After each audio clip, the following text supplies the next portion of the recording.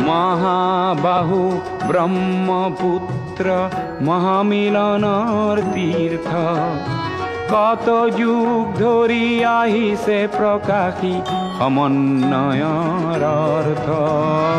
মহাবাহু ব্ৰহ্মপুত্ৰ মহামিলনৰ তীৰ্থ কত যুগ ধৰি আহিছে প্ৰকাশী সমন্বয়ৰ অৰ্থ মহাবাহু ব্ৰহ্মপুত্ৰ